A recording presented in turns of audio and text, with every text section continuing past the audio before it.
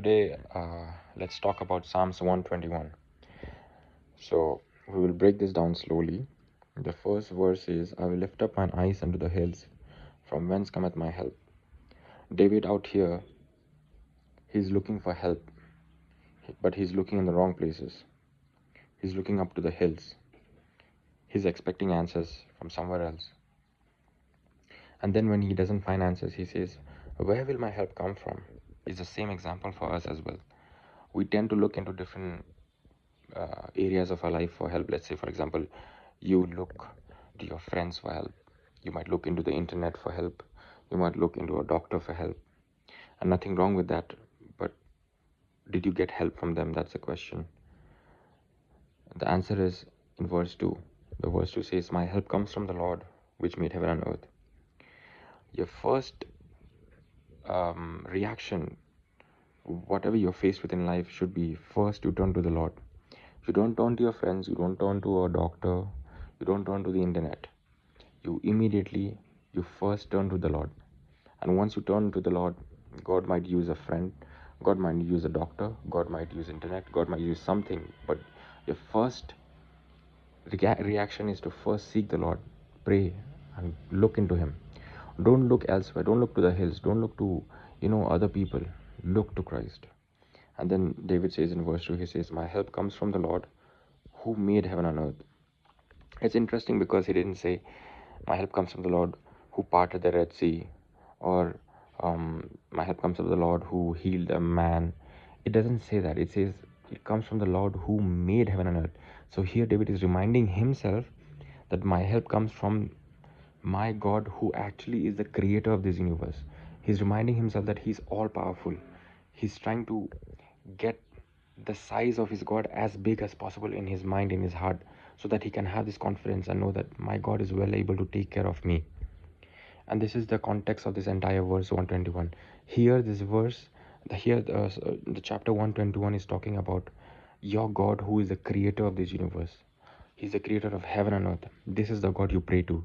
This is the God you ask help from. And then it says, he will not suffer your foot to be moved. This verse basically means foot is basically used as a path. It means your direction, the direction that you walk in on a regular basis. That's what your foot represents. Let's say you have a routine that you follow, and you stick to that routine that God has laid out for you, and the enemy will always try to get you out of that routine. He might try to bring distractions through relationships, through social media, through problems in the family, and he will try to break that path that God has laid out for you. But God is saying here, I will not allow that thing to happen in your life. He will not allow the enemy to break your pattern. He will not allow the enemy to break your routine. He will make sure that whatever your routine is, it will be constant, it will be consistent. And then he says, he that keepeth you will not slumber. So God is your keeper.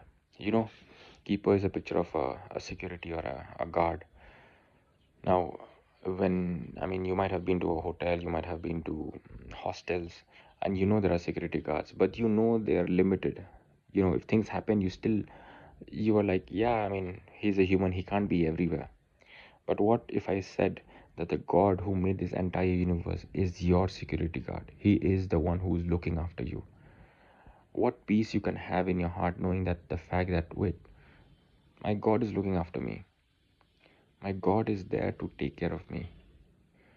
Now, once you know that, it'll not want you to just live a lifestyle of, a lifestyle that is very bad, or like a bad lifestyle. You'd want to please your God. You'd want to please your God because you're like, wait, he's doing so much for me. Why can't I do anything for him? So you want to stick to a path that God has laid out for you.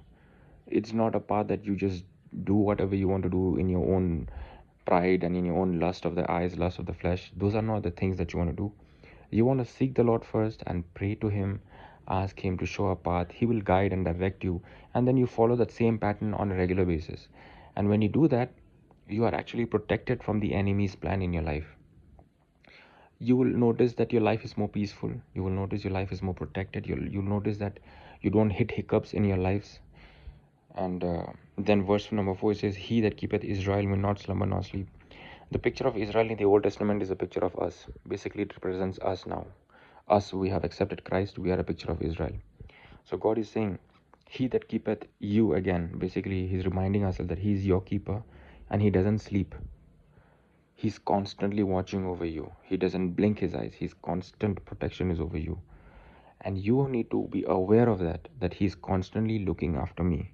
He is always, always, always, always looking after me.